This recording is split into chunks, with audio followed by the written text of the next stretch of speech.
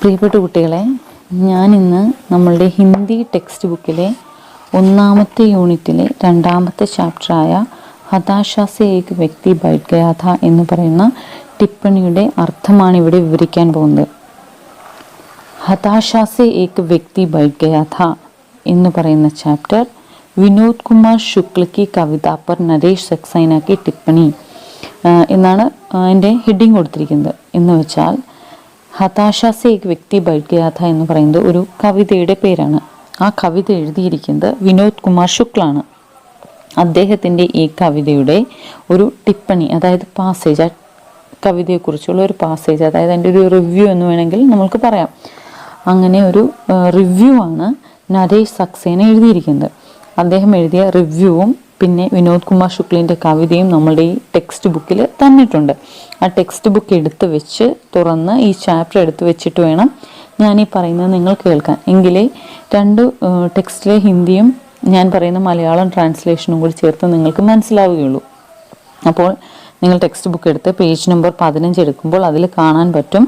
അതിൽ ചാപ്റ്ററിൻ്റെ കൂട്ടത്തിൽ തന്നെ ആ കവിതയും കൊടുത്തിട്ടുണ്ട്. വിനോദ് കുമാർ ശുക്ല എഴുതിയ കവിത കൊടുത്തിട്ടുണ്ട്. ഞാൻ ആദ്യമേ ആ കവിതയുടെ അർത്ഥം പറഞ്ഞു തരാം നിങ്ങൾക്ക്. ഈ കവിതയുടെ അർത്ഥം വെച്ചുകൊണ്ടാണ് നമ്മൾ ഈ ടിപ്പണി, അതായത് ഈ പാസേജ് പഠിക്കേണ്ടത്, അതായത് ഈ പാസേജിൻ്റെ അർത്ഥം മനസ്സിലാക്കേണ്ടത്. അപ്പോൾ ആ കവിത ഇങ്ങനെയാണ്. അതായത് ഹതാശ സേ ഏക് വ്യക്തി ബൈഠ് ഗയാ ഥാ എന്ന് വെച്ചാൽ, ഹതാശ എന്ന് വെച്ചാൽ നിരാശ, നിരാശയോടുകൂടി ഒരു വ്യക്തി ഇരിക്കുകയായിരുന്നു, ഗയാഥ കഴിഞ്ഞുപോയ കാര്യമാണ്. ഇങ്ങനെ സംഭവിച്ച ഒരു കാര്യം പോലെ അദ്ദേഹം പറയുകയാണ്. ഒരു കഥ പോലെയാണ് ഈ കവിത പറയുന്നത്. അതായത് ഗദ്യരൂപത്തിലുള്ള പദ്യമാണ്. അപ്പോൾ ആ ഒരു ഗദ്യരൂപത്തിലുള്ള പദ്യം എന്താണ്? ഹതാശ സേ ഏക് വ്യക്തി ബൈഠ് ഗയാ ഥാ, ഒരു സെന്റൻസ് ആണല്ലേ. അങ്ങനെയാണ് ആ കവിത പോകുന്നത്. എന്താ? നിരാശനായിട്ട് ഒരു വ്യക്തി ഇരിക്കുകയായിരുന്നു. വ്യക്തിക്കോ मैं नहीं जानता था, ആ വ്യക്തി എനിക്ക് അറിയില്ലായിരുന്നു. ഹതാശക്കോ ജാൻതാ ഥാ, പക്ഷേ അയാളുടെ നിരാശ എനിക്കറിയാമായിരുന്നു. ഇസ്ലിയെ मैं उस व्यक्ति के पास गया, അതുകൊണ്ട് എന്താ, ഞാൻ അയാളുടെ അടുത്തേക്ക് ചെന്നു. मैंने हाथ बढ़ाया, ഞാൻ കൈകൾ നീട്ടി. मेरे हाथ पकड़कर वे खड़ा हुआ, എൻ്റെ കൈകൾ പിടിച്ച് അയാൾ എഴുന്നേറ്റ് നിന്നു. मुझे वह नहीं जानता था, എന്നെ അയാൾക്ക് അറിയില്ലായിരുന്നു. मेरे हाथ बढ़ाने को जानता था, പക്ഷേ എൻ്റെ കൈകൾ നീട്ടിയതിൻ്റെ കാരണം അയാൾക്കറിയാമായിരുന്നു. ഹം ദോനോ സാത്ത് ചലെ, ഞങ്ങൾ രണ്ടുപേരും ഒരുമിച്ച് നടന്നു. ദോനും ഏക്കു ദൂസരേക്കോ നെഹി ജാൻതേ തെ, രണ്ടുപേർക്കും പരസ്പരം അറിയില്ലായിരുന്നു. സാത്ത് ചലനേക്കു ജാൻതേ തെ, പക്ഷേ ഒരുമിച്ച് നടക്കുന്നതിൻ്റെ കാരണം അറിയാമായിരുന്നു. ഇതാണ് ആ കവിത. ഈ കവിത ശരിക്കും ഒരു നമ്മളൊരു ഓരോ സെൻറ്റൻസ് വായിക്കുന്ന പോലെ, അത് ഗദ്യം പ്രോസ് വായിക്കുന്ന പോലെ തന്നെയാണ് ആ പോയിട്രി നമ്മൾ വായിച്ചത്. അപ്പോൾ ഈ കവിതയെക്കുറിച്ച് നരേഷ് സക്സേന എഴുതിയ ടിപ്പണി പാസേജാണ് നമ്മൾക്കിനി പഠിക്കാനുള്ളത്. അപ്പോൾ ഇനി ആ പാസേജ് നമുക്ക് നോക്കാം.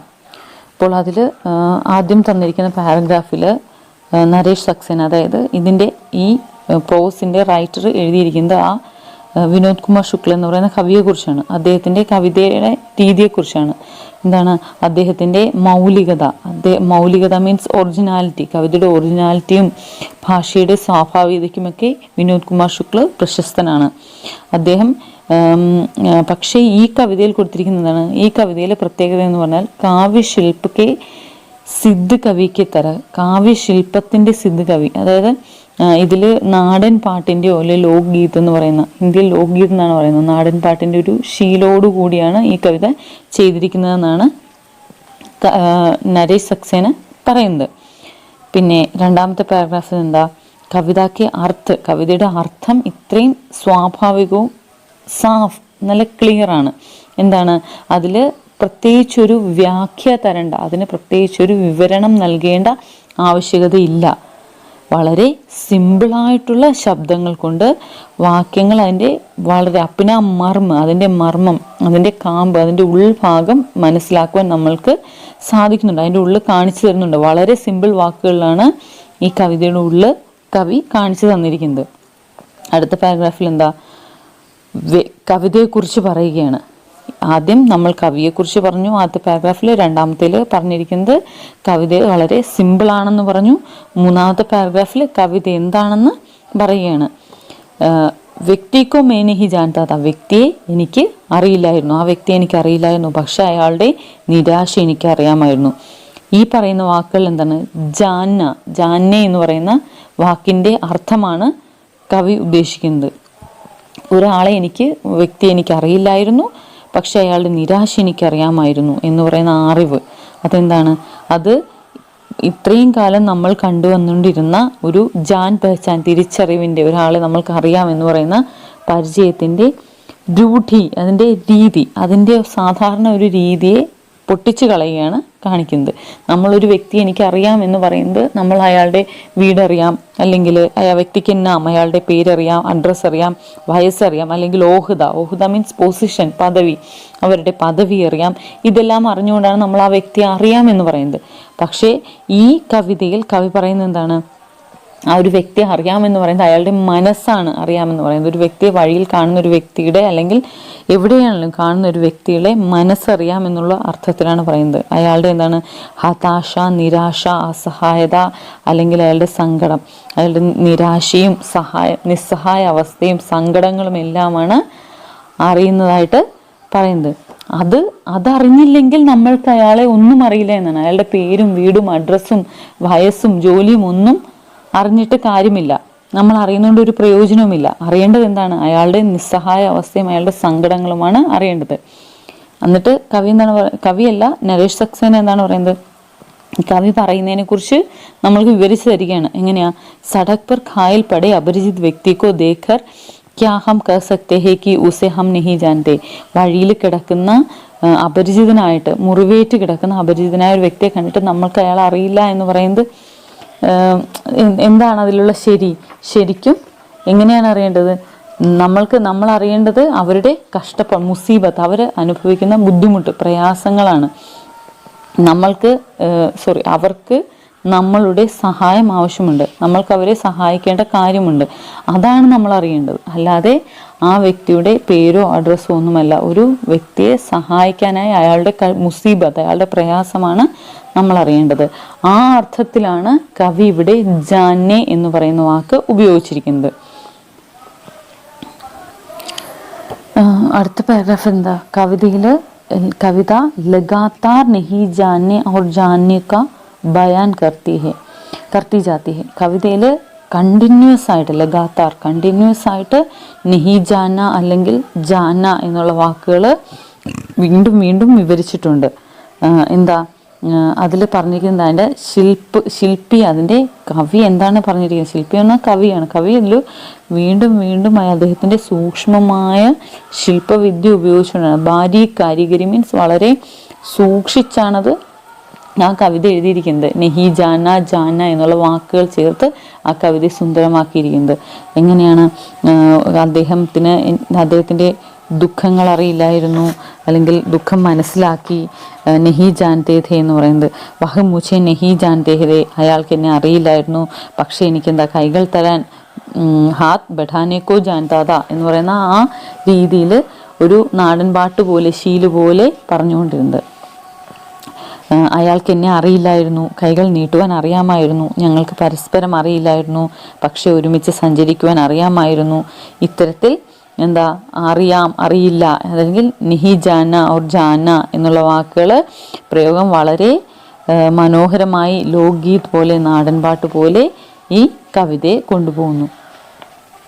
ഗദ്യരൂപത്തിൽ എഴുതിയ ഏതെങ്കിലും ഒരു കവിത നാടൻ പാട്ടിൻ്റെ തരത്തിലോ അല്ലെങ്കിൽ ഈണത്തിലോ ഉള്ളതോ ആയിട്ട് ഇത്രയും മനോഹരമായി ഹിന്ദിയിൽ വേറെ ഏതെങ്കിലും ഒരു കവിതയിൽ വന്നിട്ടുണ്ടോ എന്ന് ഓർമ്മിച്ചെടുക്കാൻ പറ്റുന്നില്ല എന്ന് ലേഖകൻ പറയുന്നുണ്ട്. അതായത് ഇത്രയും നല്ല ഗദ്യരൂപത്തിലുള്ളൊരു കവിത, പദ്യരൂപത്തിലുള്ള ഗദ്യരൂപത്തിലുള്ള കവിത വളരെ ഈണത്തിൽ വരുന്നത് ഈ ലേഖകന് ഒരു കവിത എഴുതിയത് കേട്ടിട്ട് ലേഖകന് അത് ഇത്രയും അടുത്ത് വേറെ കേട്ടിട്ടുണ്ടോ എന്ന് ഓർക്കാൻ പറ്റുന്നില്ല എന്നും ലേഖകൻ പറയുന്നുണ്ട്.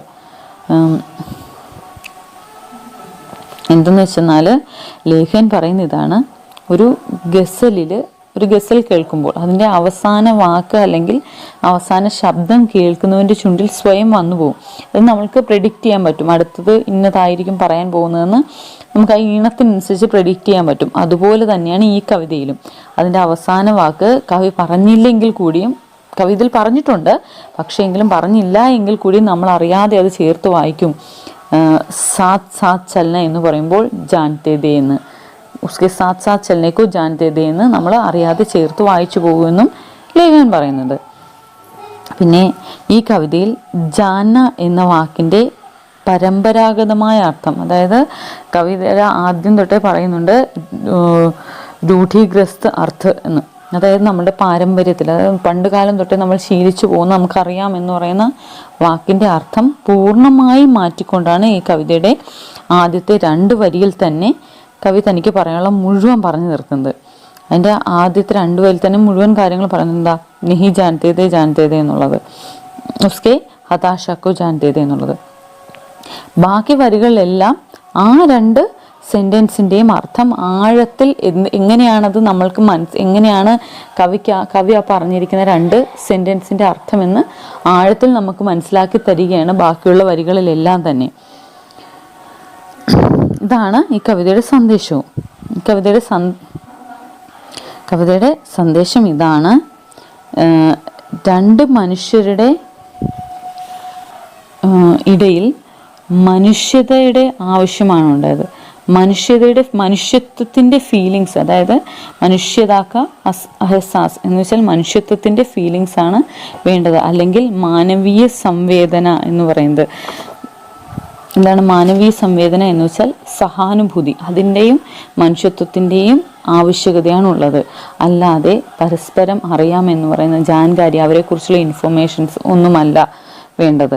നമ്മൾക്ക് പരസ്പരം അറിയാമെന്ന് പറയുമ്പോൾ അവരുടെ ഫീലിങ്സ്, മനുഷ്യത്വത്തിൻ്റെയും സഹാനുഭൂതിയുടെയും ഫീലിങ്സ് ആണ് ഉണ്ടാവേണ്ടത്. അല്ലാതെ ആ വ്യക്തിയുടെ പേരോ അഡ്രസ്സോ വയസ്സോ ജോലിയോ ഒന്നും തന്നെയല്ല.